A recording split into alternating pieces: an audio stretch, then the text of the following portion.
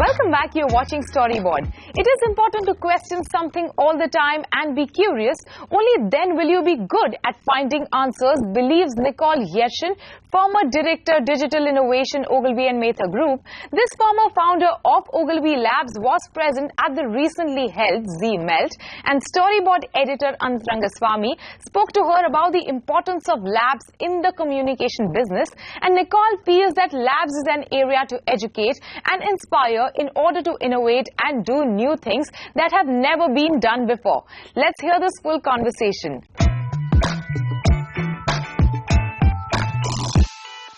Nicole, tell me, how do you make something out of nothing? I think it's probably just, it's within my nature to question things. Right. And when you question things and you're curious, you're then able to find out answers, and then you're able to connect dots. Right. So, give me an example of making something out of nothing. I think any conversation with anyone can lead to something. Right. So I can be talking to someone randomly about them wanting some help with something, and I'll just say, okay, so I know someone over there who can help with that, and someone over there who can help with that, and then I'm constantly in my head. Right. It's like a Tesla coil. You're constantly connecting dots, and it's the connecting dots that then make something happen. Right. And it's normally when someone says to me, I've got this really weird idea. I'm thinking of doing I quite like a poster to be able to speak to someone.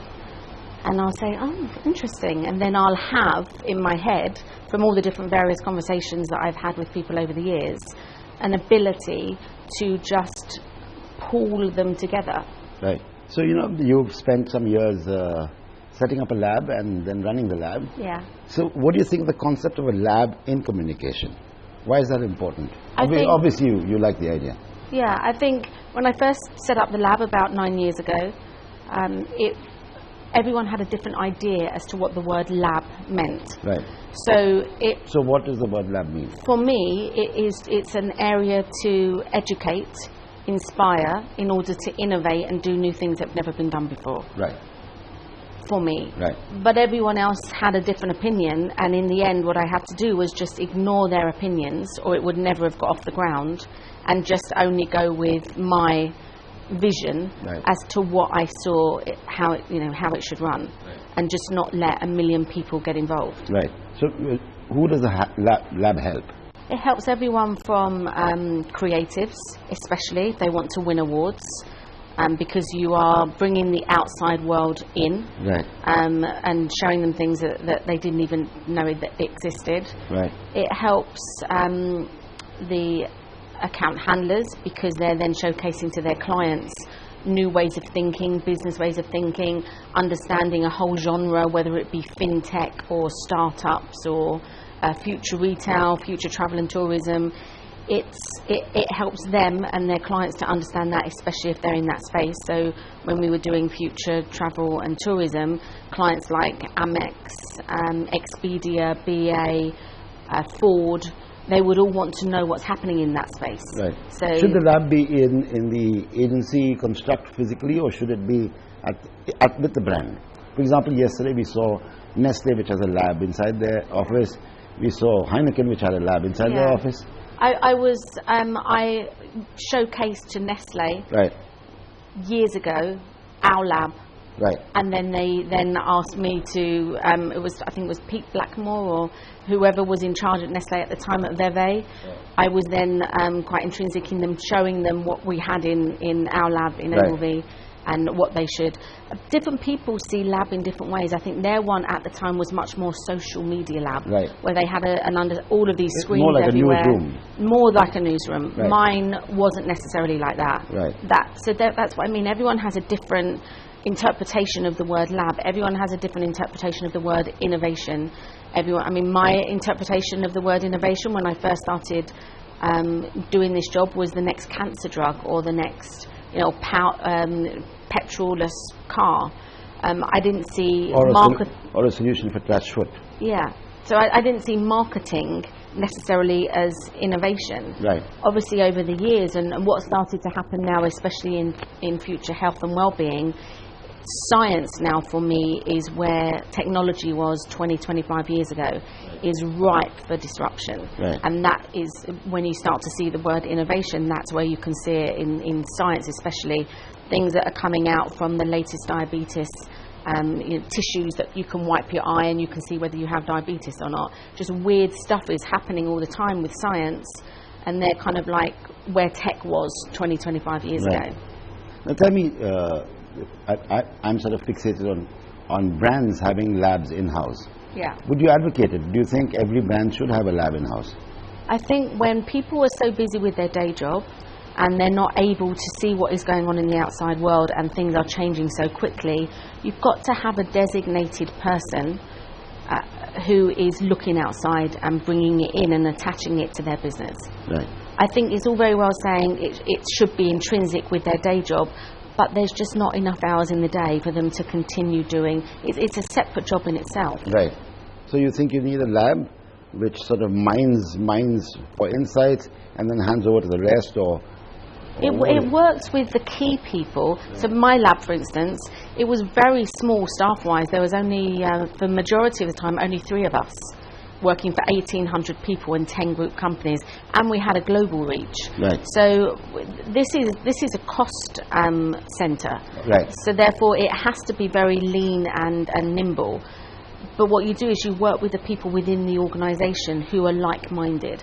Like almost, I had lab rats for a little while, sure. And they're the ones who are hungry for this kind of work, and they work with you and then disseminate all that learning. Right.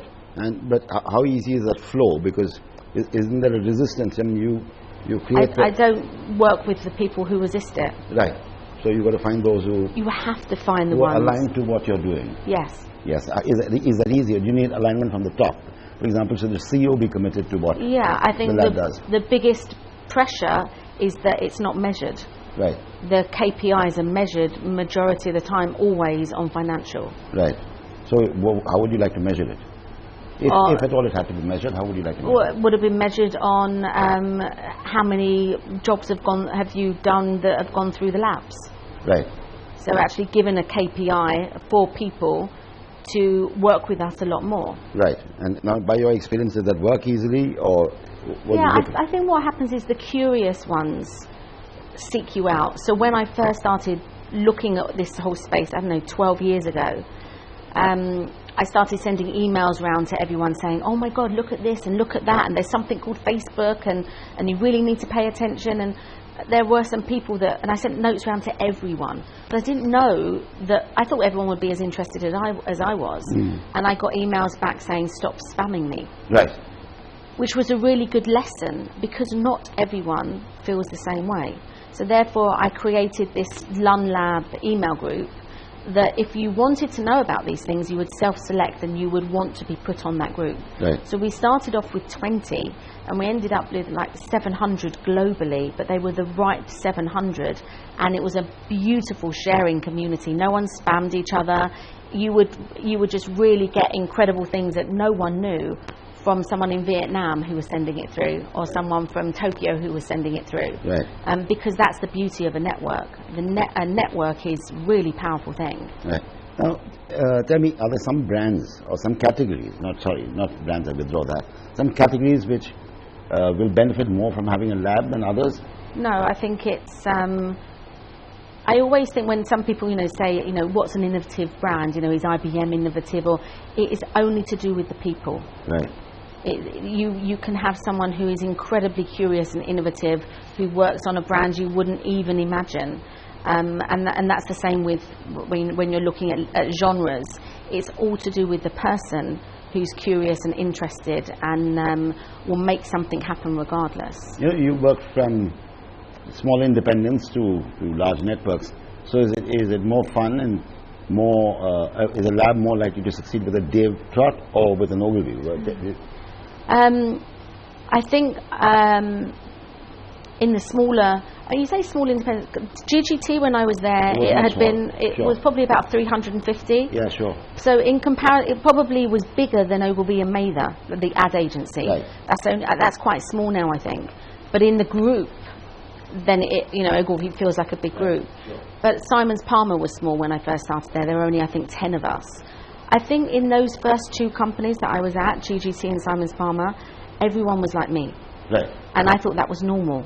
And then I got to Ogilvy and I realised I stood out like a country mile.